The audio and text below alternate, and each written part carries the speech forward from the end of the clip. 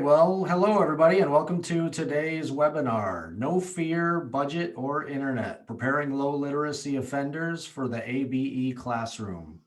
Today's webinar is generously sponsored by KET Education, and today we have Rick Selnow, who's going to share a few words with us. So I'll hand it over to Rick. Thank you very much, James. As James mentioned, I'm Rick Selnow. I'm an adult education specialist at KET, which is short for Kentucky Educational Television. We are the state of Kentucky's member station or affiliate for PBS. So I wanted to start today by sharing a little bit on PBS Learning Media. PBS Learning Media, if you aren't familiar, is an online repository of literally hundreds of thousands of free resources for educators with students of all ages. And KET is the single largest contributor of adult-oriented resources to PBS Learning Media. So you can search on it by subject, by grades, by different standards even, depending on your state and what you're looking for. Maybe you're using the college and career readiness for adult education, whatever standards you're using. But I did want to show some specific resources. So look for adult ed real quick and show you some things in KET's adult education classroom resources that I would hope could maybe be supplemental to some of the things that Elizabeth is going to talk about today and trying to deal with some of the added challenges that we see in a corrections classroom at times. So within here, you can see we have various series that KET has produced. I'm going to show you a video from one of them. That is our Workplace Essential Skills series, which is contextualized math and language arts resources to try to help learners pick up these skills that are crucial and core and basic from a 7th to 9th grade level to get them started, but also orient that towards a high demand career sector so that maybe we can increase engagement levels with some students when they can see some light at the end of the tunnel. Maybe that's why they're in your classroom, is they're hoping to make some changes in their life. When they move on to the next step, the next chapter, they want to be able to hit the ground running and look for a career in one of these high demand career sectors. So I'll play a little bit of this short video now, just so you can see a little bit about what some of the resources look like in PBS Learning Media and the ones made by KET. It may seem simple, but you need to be able to add and subtract accurately when it comes to construction. For example, when we measure a complex roof that has 4 different elevations, one which is 600 square feet, the next is 340 square feet, and the other 2 are 550 and 420 square feet, I have to accurately add 600 plus 340 plus 550 and 420 to get 1,890 square feet. By being accurate, I can tell the client exactly how much the job will cost. And if I'm wrong, the client is never happy. So that's just a short video showing you some of the things there that we are working on in Workplace Essential Skills. PBS Learning Media also includes support materials that you can use with students or in your classroom. And I will show you another one real quick to show that I know that something that Elizabeth mentioned in the description for this presentation is the idea of some of these challenges we face. And a lot of times technology, like playing a video like this, might not be something that is accessible for your particular classroom. But if you look on PBS Learning Media, you can actually set search parameters to include maybe only things that have a document with them. If I scroll down slowly, trying to not give anyone vertigo, you can set, hey, I'm looking for things that are documents, that are physical things I could give as handouts, or I want an interactive lesson. My students actually have access to devices or a computer lab for a limited time during the day. Or I want videos to give my students instruction when I can't be physically in the classroom, maybe because things like the pandemic have forced you to get more creative with how you're reaching your students. But also, even if you do not have access to technology, you can see that there are all sorts of handouts here. This is part of a series made by some of our colleagues down in Arizona, but this is math contextualized to a restaurant industry, which is somewhere that a lot of our adult education students, that might be the first foot in the door career they're able to get for their next step. So this is a handout that you could give to your students, even if you can't get online to PBS Learning Media and things like that. So those are just some of the things that we wanted to highlight for you all. KET, I did show you our adult education classroom resources collection that's on there, where you can see all these workplace essential skills videos. We also have soft skills, things like teaching your students how to interview, what to prepare for, again, for those students who are later on down the line and looking for that next step. But we are also in the process of revamping our corrections education collection that we also publish on PBS Learning Media, that is also completely free, where we're going to try to orient the collection towards corrections classrooms that are high tech, low tech, or no tech, so that regardless of which one of those buckets you and your classroom falls into, you can still reach your students. And then just briefly, I'll say, so all these resources I showed on PBS Learning Media are completely free. KET is also a publisher, so we do publish a high school equivalency exam preparatory material called Fast Forward that helps students prepare to take the GED, the high set, or the task. And we also have workplace essential skills. Like I mentioned, those videos are excerpts from this series, but we have a complete series in here where if I go into construction, for instance, you can see we're going to have lessons contextualized to math and language arts, and also a job search tool that helps students identify, how do I find a job in this high demand career sector? Who's hiring people like me? What can I do there? So just some resources that we hoped would be useful and could maybe be auxiliary to some of the stuff that Elizabeth is going to share with you now. So I will step back and let Elizabeth drive the show. Thank you all for inviting me here. Wow, thanks so much, Rick. What a great resource. We thank you for your sponsorship and everything you're doing in the field of adult education. It is it's much appreciated and much needed. So thank you very much. This webinar, we wouldn't be able to do these webinars if it wasn't for partners like KET Education. So thank you. And with that, I'm going to turn it over to Elizabeth Weisbond.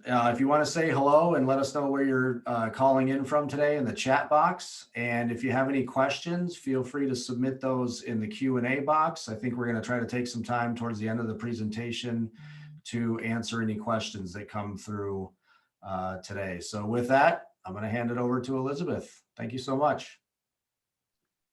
Good afternoon, everybody. My name is Elizabeth Weisbond, and I am repeating a webinar or seminar that I did for the COABE conference from last year. Give me just a moment to get myself set up again. I was a little bit off. Let me get this going again. But first thing I want to say is that I am not a reading specialist. I'm not a reading teacher. Basically, I'm a ABE GT teacher for the last 15 years, 21 years altogether in education, and my background is in social studies. But I found out very quickly when I started ABE that I needed to be a reading teacher. And I have to tell you, that was pretty scary, because we know that in ABE, we have students from no literacy to darn near ready to take the test the moment they walk in. And we had to be able to deal with reading issues at all those levels. Well, I started doing things like taking classes and professional development and really starting to study my students, and became pretty clear that I could categorize them somewhat. And I found out that my GED level students usually needed to learn more vocabulary, and they needed to be exposed to more ideas and concepts. I learned that my mid-level students needed to learn the language of reading skills, to know about main idea and author's point of view, and along with more vocabulary, of course. I learned that the group below the mid-levels, the 4th to 6th grade readers, they needed strategies. They needed to rethink and rework how they read, how they thought about reading. And I learned that the low-level readers often needed to start from the very beginning of reading. But I learned something else about these readers. I learned that many of them were as afraid of learning to read as I was of teaching reading on all these different levels.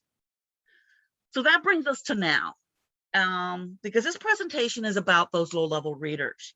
And the fear that I mentioned in the title is not just their fear, it's our fear. And of course, also in the title, you'll see no internet, and no budget. As a correctional educator, I don't have very many tech resources in my classroom.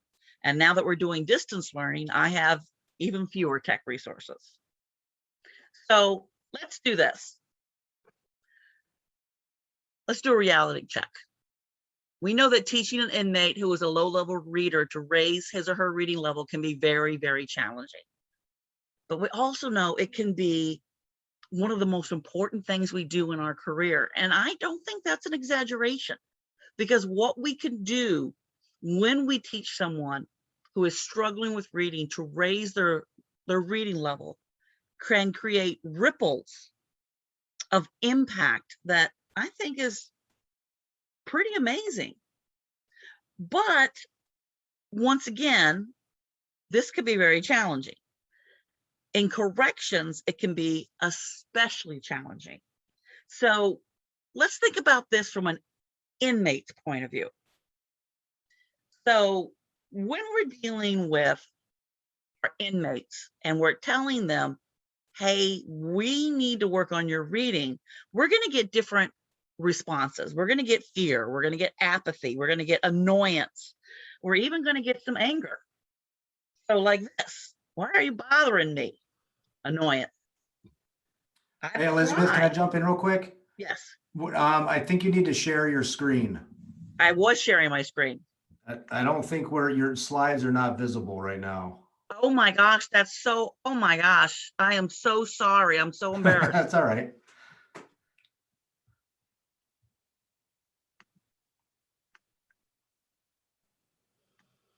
Wow.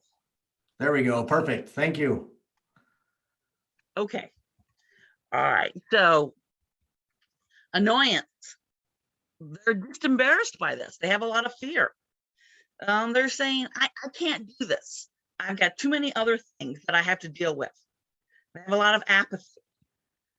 And let's face it, a lot of us correctional teachers have heard, well, I can make more money than you do doing what I do on the street. That annoyance level again.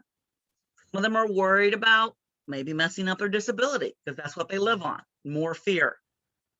I've already got a job lined up. Why do I care about learning to read better? I don't need to read for the job that I have. Anger. Why should I do this? But they're not the only ones that experience this fear and annoyance and anger and apathy. We kind of get that from some of our instructors too. Why should we really bother with trying to teach incarcerated felons to read? Annoyance. Why do we devote time to these low-level readers? They're only going to end up back in prison. Apathy. I don't have the training for this. This is a very specialized field. I don't have the budget for this. Here. And too many of us know that in too many programs, what they worry about is the number of completers, not about the low-level learners. Anger. So, has anybody heard any of these things before? Have you actually been thought about some of them before? I suspect many of us have. So why are we doing this? We're doing this because we know that without the basic tools necessary for achieving their goals, individuals without an adequate level of literacy cannot be fully involved and completely equal basis in social and political discourse. 3 out of 5 prisoners have reading issues, to include illiteracy and functional literacy, according to the Literacy Project Foundation.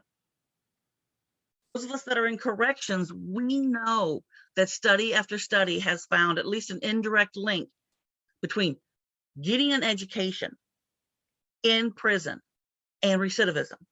Now, some of you might say, hey, if you have people that come back to prison and they need to be in school, that's just job security. Whoop, went too far there.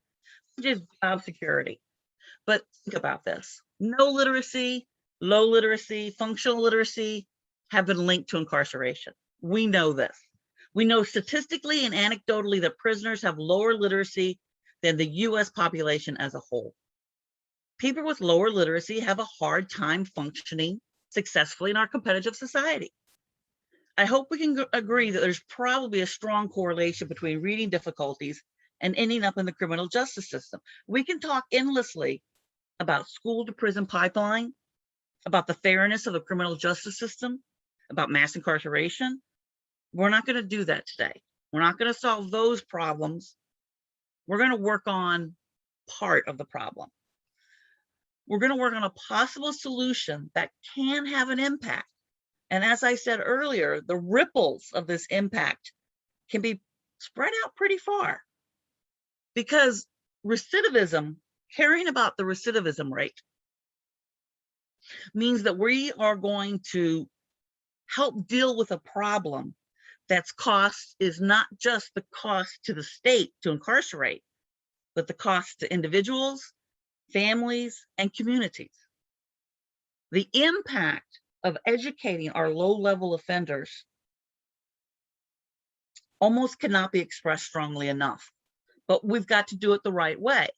And one of the things that we have to do is we got to get over our fear of doing this.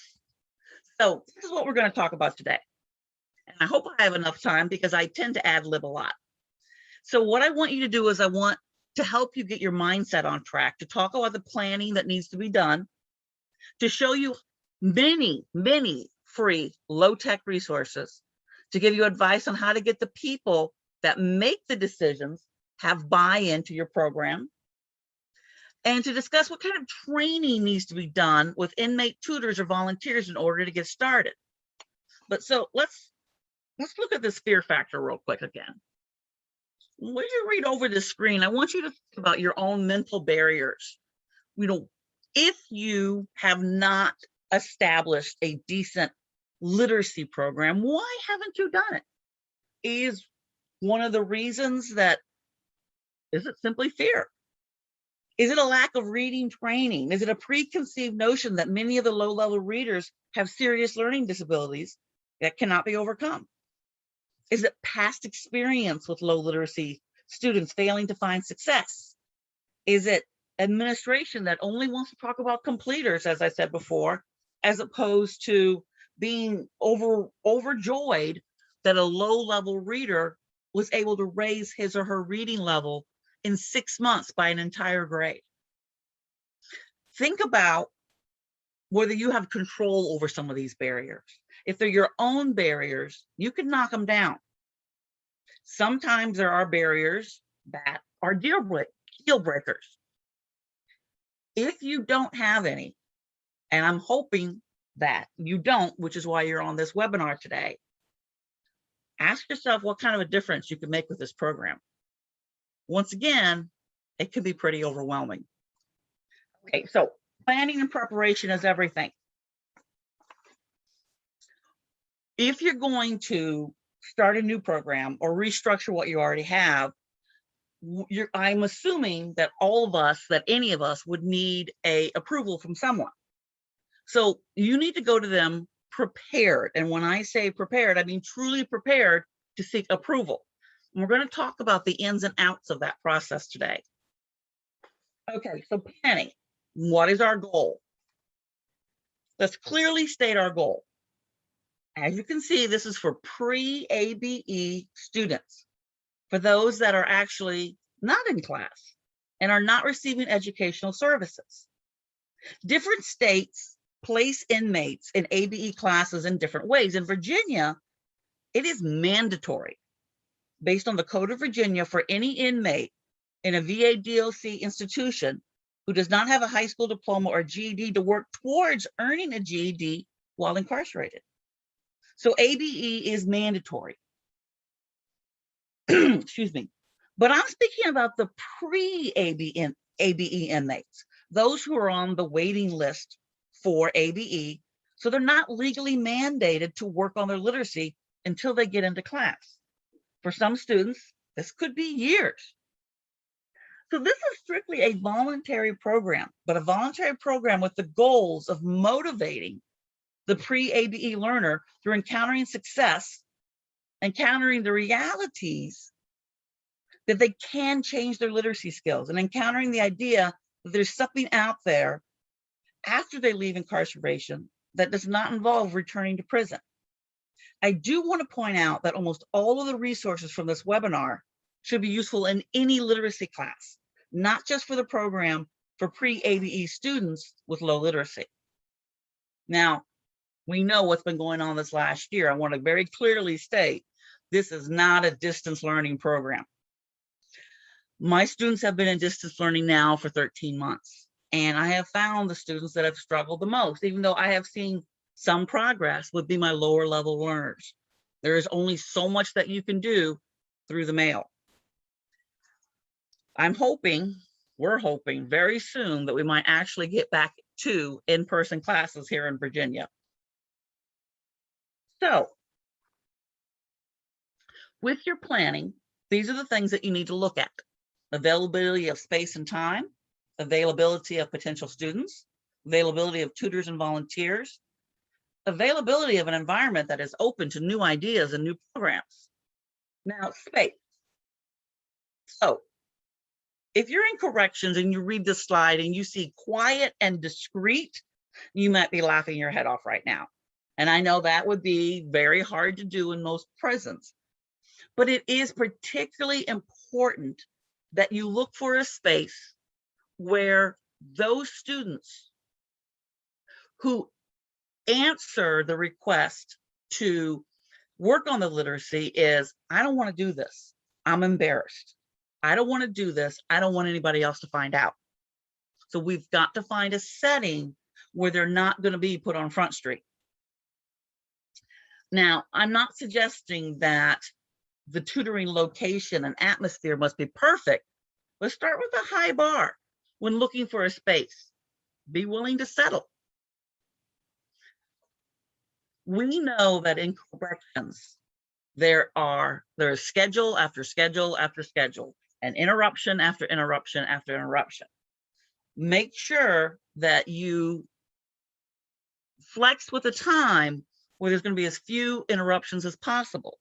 We really need to have sessions that are anywhere between 30 and 45 minutes long. If you go too short, it's not going to be effective. If you go too long, you're going to get loss of focus. And of course, the physical setup, that would be best. So there would be a table and chairs, some desks, that sort of thing. But even if you just have 2 chairs, that's going to work. Now, what about your availability of potential students? Will this be voluntary or mandatory?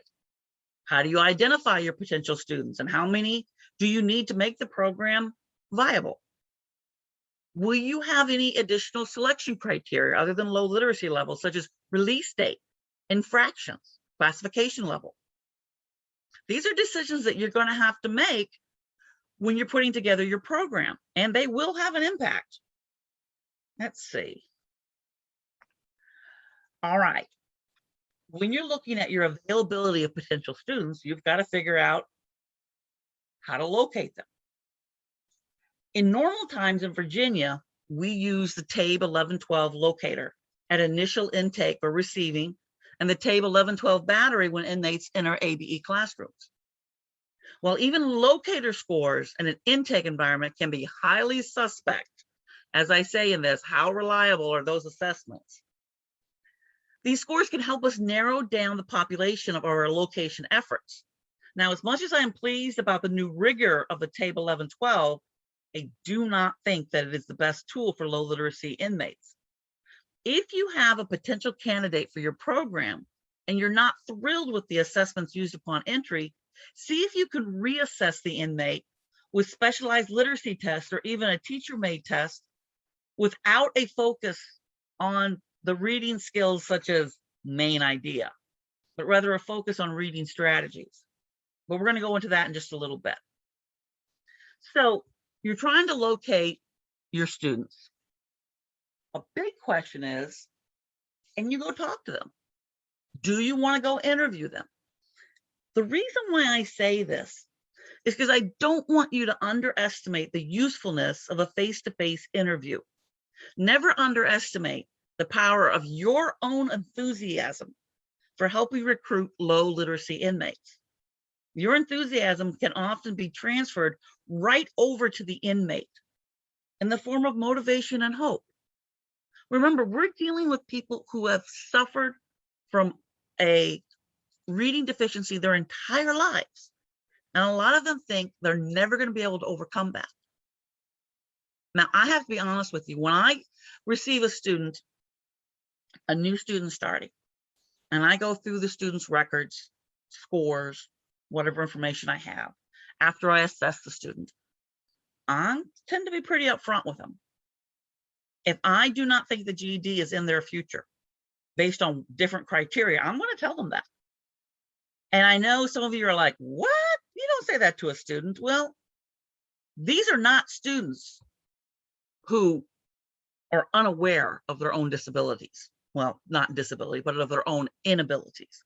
And these are people that are very aware that they have reading problems. But what I do is I talk to them about the reality of the situation. They know that these problems have limited their functioning successfully in society. But I explain that by working together, he or she has the potential to better understand that information from their child or grandchild's school, or the critical information from a doctor or a leasing agent. He or she will be able to better understand the letters from Social Security or another government agency. Think about how many inmates with low literacy skills drive without a license because they haven't been able to pass the written test. We have the opportunity to change lives. If we can convince inmates who say, I've heard all of this before, I've tried before without success, that okay, but have you tried it with the right program, with the right approach, even just the right tutor? You can convince them through your teacher magic that this is the time and the place to take a leap of faith. Even with the Virginia Department of Corrections, not even within our agency, excuse me, not all instructors have inmate tutors at the different prisons. But for this program, inmate or peer tutors are critical. Though volunteers might be feasible for some facilities, I know that our facilities, we don't really have that sort of situation. The training of the tutors to do this very specialized teaching is very, very important. As for the number of tutors, one-to-one peer tutoring for literacy is the best. And I think we all know that. Now, and I know some people will be very limited to the number of tutors. Even in our policies, in a regular classroom, if we have someone under the 4th grade reading level, we say they are entitled, we use that word, to one-to-one peer tutoring, one-to-one tutoring, because that's the best situation for somebody who's struggling with a reading issue. Okay, so you're getting all your information together. You have a potential place, time, students, tutors, and you got to sell it to the decision makers. Do your best to make your proposal nitpick proof. Now, what do I mean by that? People are the decision makers, they're gonna pick at your program. They're gonna say, you can't do this, you can't do this. How can you possibly do that? Why do you think we have availability of this? But if you make an overall very sound program, that small adjustments are not gonna be a problem, even after they're done nitpicking, you're gonna have a program there at the end. Be flexible. Starting the program is what is important. If you do not have permission for your dream program, is that so bad? As long as you have something to start with, changes or improvements can be made later. Okay. Now's the hard part. I had a warden for a while recently that I called Warden No. It didn't matter what I asked him for, the answer was no. But I didn't stop. And don't you stop if you have a Warden No either. Find a way to crack the no barrier. And I suggest the best way is by using data. Show the decision makers, whether it's your principal, another education administrator, the warden, a superintendent, that there is a need for this program and that you are a talented, resourceful teacher and you are prepared to make this happen. Consider gathering the data that I have on the screen, and hopefully it'll be meaningful to the person reviewing it. Take a look at these questions that I've got there. There's a couple slides that I'm going to go through here. All of this information can have quite the impact. So do the research, find the data. If you don't have the data, try to construct it with questionnaires for past and present and potential students. Bring in data from the outside about the prevalence of low literacy in incarcerated individuals. Reading over these data points, I think that most of us could really identify how meaningful this data is because we've lived it and we've struggled with it every day. Think about this right on the screen right now. Typical number of times that an identified low-level reader has been in ABE class before. We see students go in and out of classes because they struggle and they give up. If we can address specific problems, keep them in class, we've won half the battle right there. Okay, so after you gather your data, make some bang up charts and graphs, use lots of color. Look at that last sentence on the slide here. If at all possible, do a data grab and analysis on identified low-level readers and recidivism. While I was looking over this PowerPoint, this presentation from last year, I decided that I was going to do that exact thing. So I grabbed a few attendance rosters from at least 3 years ago, and I started checking who had been released. I came up with 89 names and numbers. Now, 57 of the 89 were still on probation. 4 of the 89 were back in a Virginia jail. 3 of the 89 were back in Virginia prisons. 25 had no DOC status, which I believe means they were off probation. Now, if I make the assumption that these 25 have not left the state and found themselves involved with the justice system, justice system in that state, I can come up with a 92% of the released students from my class for that time period had stayed out of incarceration for at least 2 years, and 8% found themselves back in incarceration in Virginia. Now, I have to tell you, when I looked through that felt pretty good. I didn't break down the students by education levels, but of the 7 names of incarcerated former students, I could not identify any of them as low-level readers at some point. Excuse me, but I could identify some of the names of the people that were still on probation and that had not returned to prison as low-level readers. It might be anecdotal. It's not scientific, but I know we can make a difference for the futures of our returning citizens. But I'm going to get off my soapbox now. I can talk about that for hours.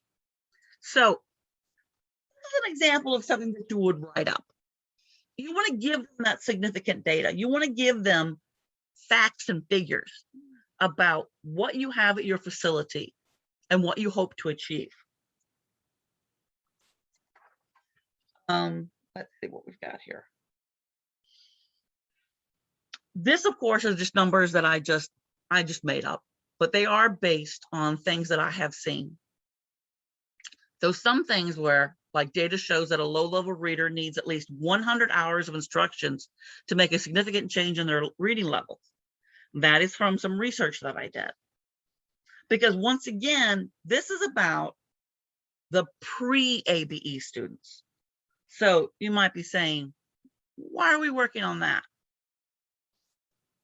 If we can get the students that are pre-ABE started on their literacy, once they make it to full-time classes, just think of the progress that they're going to be able to make. But if you bring a student into a setting where they're surrounded by people with all different reading levels, and you say, okay, we're going to work on your literacy. The person right next to them is doing quadratic equations. The other person on the other side of them are writing essays for the GED. And we tell them, we want you to work on your literacy skills. It can be very intimidating for them. The idea behind a program like this is to get them started. Get them started on a one-on-one setting where they can be successful. And when they enter the classroom, they're already used to the learning. They're used to the success. And trust me, they're going to want more of that. So here's an example of a write-up. Tell them everything. Give them every single detail that you can possibly give. A little bit more information about tutoring, where the session's going to take place. Be as detailed as you possibly can. So, like I said, this is just the planning. But you know what?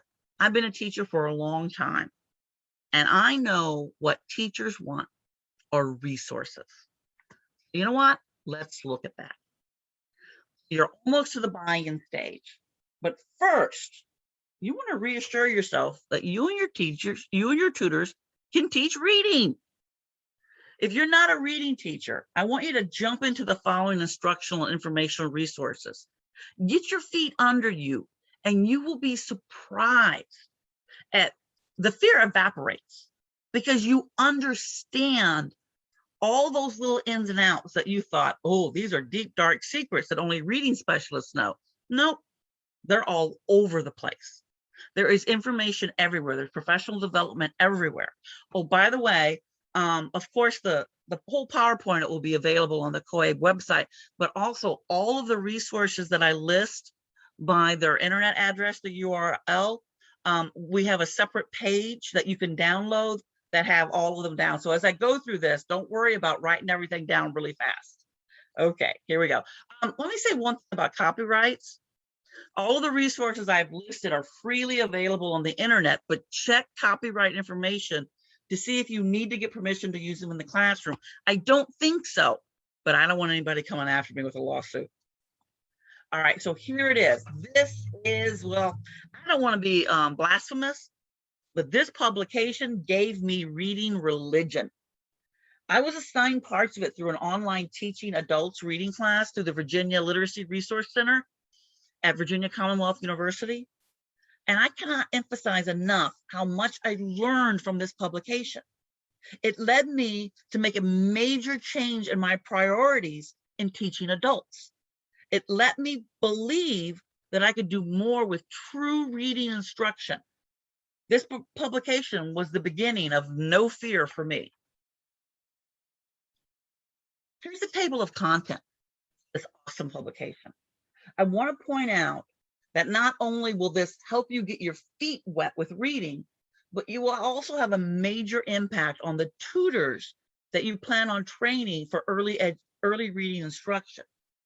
Now, we're lucky if we can find tutors that have the personality and the communication skills to tutor adult students. Finding one well-versed in reading instruction is probably never going to happen. We have to build our reading tutors. We got to build them practically from square one. They're really going to benefit from reading this publication, excuse me, the same way that it's going to benefit you. Give them a copy so that they can write on, break the publication into chunks, tackle it one piece at a time. It is a download. Here's something more specialized for you that is text, but is something that you'll be able to do to help you with the no fear. Literacy Works Learner Web. I don't know if any of you have ever been on it before, but it has some wonderful resources on it, including the free and very meaningful self-paced learning modules. Take a look at this next slide. Whoops, next slide, there we go. Look at this, teaching reading to adults. This is just amazing. Go to this website and you will be rewarded with knowledge. Now, what's wonderful about it too, is that even though, as I said, it is online, it has the downloads. As a matter of fact, the very first book, there we go, that right there, you're going to find it on their website. Oops, sorry, I missed a page there. All right. Now, when I say no internet, of course, I mean no internet access in the classroom or tutoring sites. But as instructors, we have to educate ourselves first. The pipeline for obtaining the education that we need, of course, is best found on the internet. If you stick with just these two resources that I've showed you so far, the Literacy Works and the previous publication, you're going to find yourself having a surge of confidence and enthusiasm as you work your way through the information. It is a lot of information and it's a lot to learn, then a lot to pass on, but it tackles the biggest problem that we have. I don't know about you, but it doesn't overwhelm me to see all this information. It builds me up. It gives me a chance to fill up the toolbox with the tools that I know I can master. I may not be a reading specialist. I may not be certified in reading, but I can become a reading teacher for my ABE classroom because all the resources are out there. All right, let's keep going on. We're going to look at these instructional resources. I want to say pretty quick, but whew, someone's talking too much. We're going to go through these pretty quick, actually. Since we teach adults, we know that we have to individualize instruction to the learner's specific strengths, weaknesses, needs, and experiences. This is particularly true in teaching adults with low-level reading skills. We have to have at least a basic reading profile of the learners to know where to start. We also know that our students, whether they're in corrections or not, want to go straight to what they need, and they tend to get irritated if we teach areas they feel they have few problems with. Now, with the low-level adult readers, excuse me, sometimes they don't have a good understanding of what it is that they are missing. They know they have problems with reading, but their understanding of what they have problems with can be very superficial. So we not only have to assess to get at the root of the reading problems, we also have to convince them that their reading issues are more than just the self-reported, having a problem pronouncing the big words, or I don't always understand what I'm reading. For this reason, a thorough assessment or assessments are needed. We're very lucky though, because there are several free and fairly straightforward assessments found on the internet. So here we have a great site for reading assessments for Appalachian State University. The tests that are listed are the most common for offline assessment. The PDF of the test include very clear instructions on how to administer the assessments and how to use the information found in them. As you scan this screen, you can see the information, the instructions, they're very clear. They're very straightforward. They're very effective. All right, so included with the assessment instructions are further instructions on how to interpret the results. Okay, here's another fantastic website with a PDF of the documents you need. This particular set of assessments includes sub and sub assessments that help you pinpoint key deficiencies.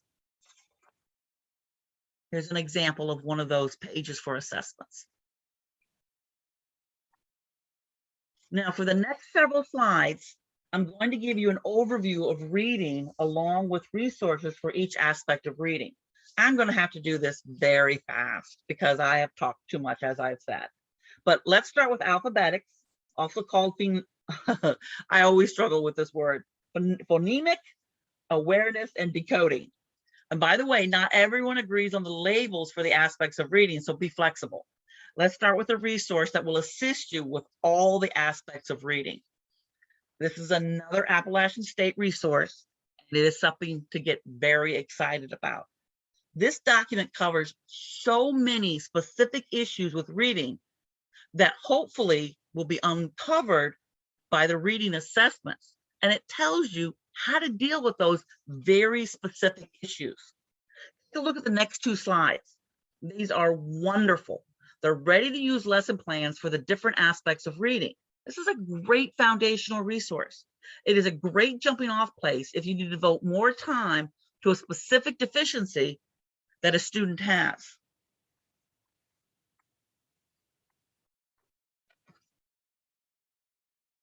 Now, if you can take a moment to read over these next few slides as I talk, it's going to give you that breakdown on what reading is. Now, why am I doing this? Because, you know, we're going to say, hey, we're teachers, we know about this stuff.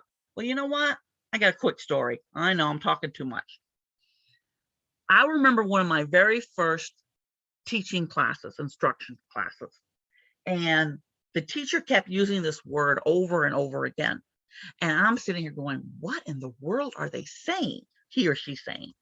the other teachers the students would nod their heads, or a few of them would even respond when the teacher would use this word. But I got to tell you, there was a lot of faces that looked kind of like mine, very puzzled. And so finally I raised my hand and I said, "What does pedagogy mean?" And a lot of people laughed because they were wondering the same thing. Very often they assume just because we're teachers that we know certain things. Well, when it comes to reading, it is a very specialized field. And there's a lot of stuff in there that you have to dig into to learn about. You may have heard the terms, you may know a little bit about decoding, but do you really understand it? You know what fluency means, but how deep do you need to go to be able to assist your students with their fluency? So phonemic awareness. Now, not every student's going to have to go all the way back to this, but you are going to have students that have holes in their education. I learned early on that adult education is like a piece of Swiss cheese. Everybody has holes, and they all have different holes in their Swiss cheese in their education. And it's our job to fill those holes. Phonics instruction. There's some wonderful technologies out there online for phonics instruction, but you know what? In the correctional classroom, we're really just not going to have those resources. Now, I'm very lucky that in the classroom itself, we have Reading Horizons here in Virginia. It's a great program. It's a wonderful program. Now, it certainly cannot be brought out to the housing units, but there are aspects of it that I can use offline because I cannot use the computer aspect, of course, as I said, in the housing units. But for this program, we got to be offline. Let's see a little bit more about phonics. Research indicates that approximately 40% of readers will need explicit instructions for these low-level readers. Studies have shown that systemic and explicit phonics instructions is more effective than non-systematic or no phonics instructions. Gee, why did I write that? That's kind of a duh. All right, next slide. Well, here's some of the things that you're going to find on your resource handout. They're all listed. I do want to take this time to reiterate that low-level reading instruction is something that needs to be kept discreet as possible. Of course, it depends on the learner, but most learners at this level do not want others to know they're working on phonics or later on are decoding or fluency. This underscores why the location of the instruction can be very critical. And of course, in corrections, very problematic. Here's some of the pages that I just put up. Decoding. Decoding is what readers do when they use their knowledge of letter-sound relationships to identify words. When readers intentionally use the letter sound and syllable sound connections, they're going to call this process sounding out words. Decoding becomes automatic for good readers who can identify most words rapidly. But even good readers use decoding skills when they encounter an unfamiliar word. One more comment about phonics instructions and decoding. Not all learners, again, will need this instruction. This is why we assess to get to the most basic areas that have deficiencies. If a learner does not have the ability to identify words independently and rapidly, he or she will not be able to read fluently enough to read with understanding. We know that comprehension is the goal of reading, and fluency is required for comprehension.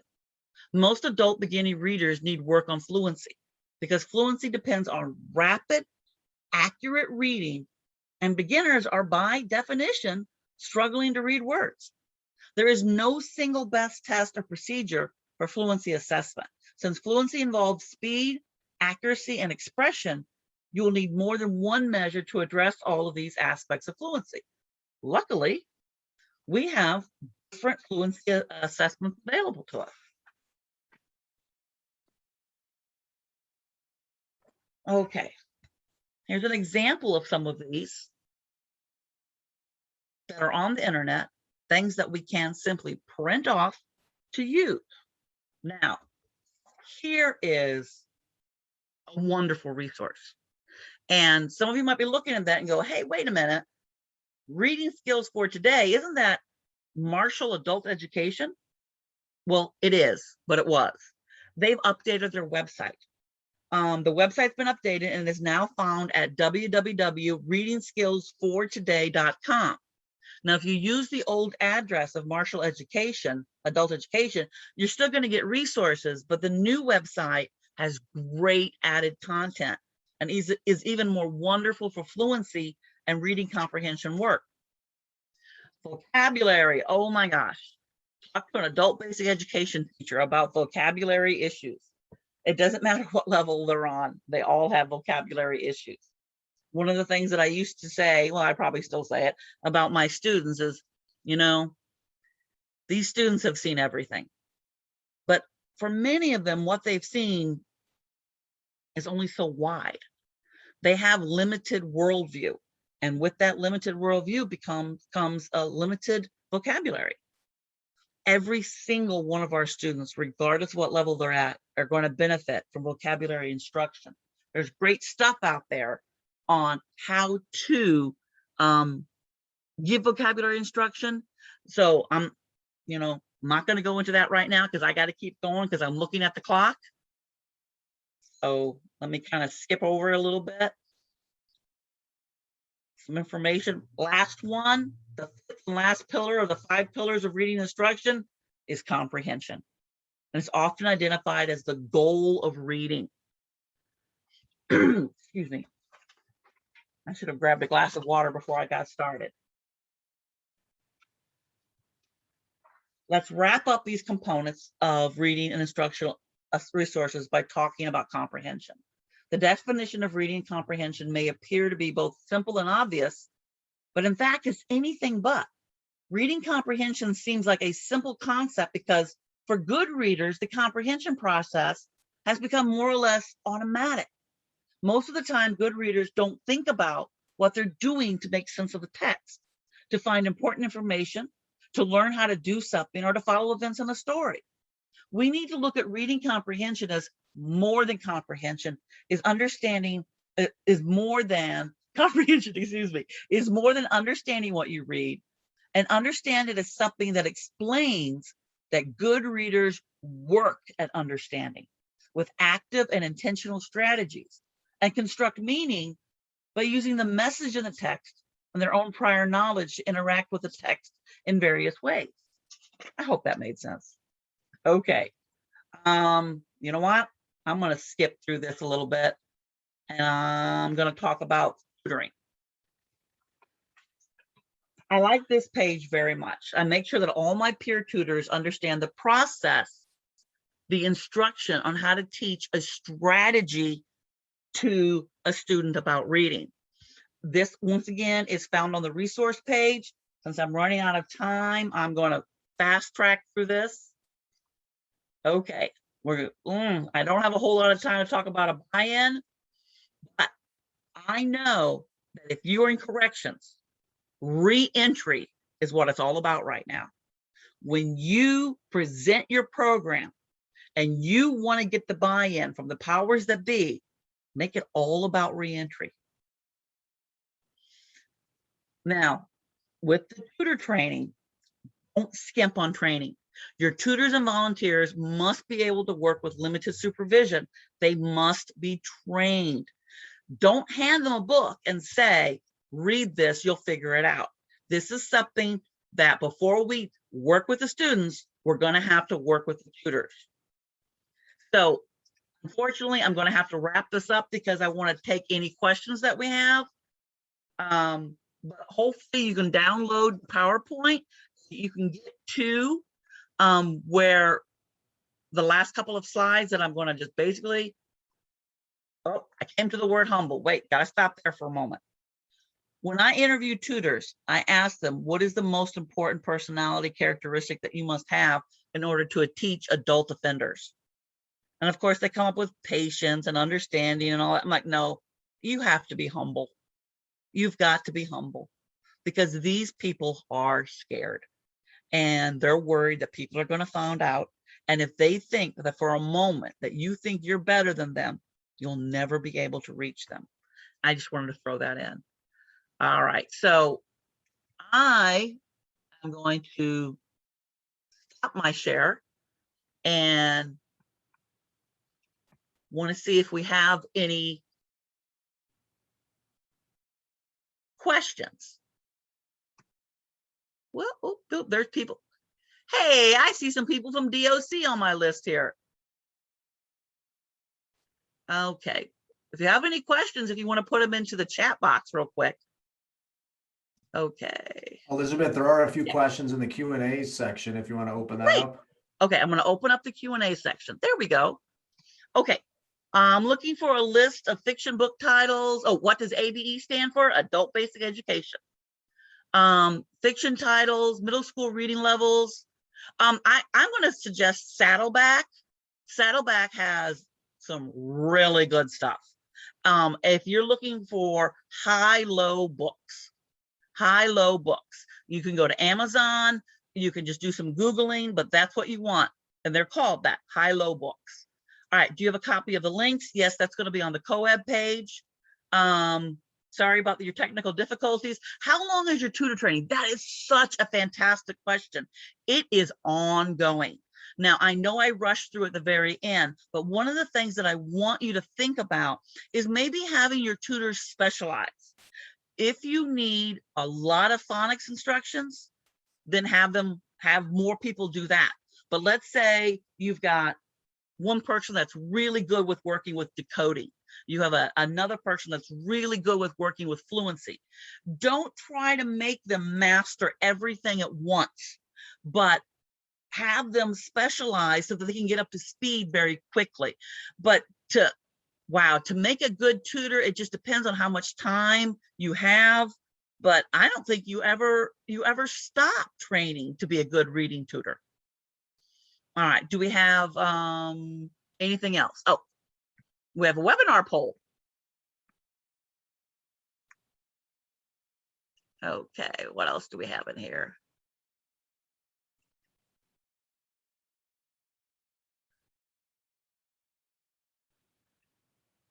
I'm sorry that I talked so fast. I've always been a fast talker.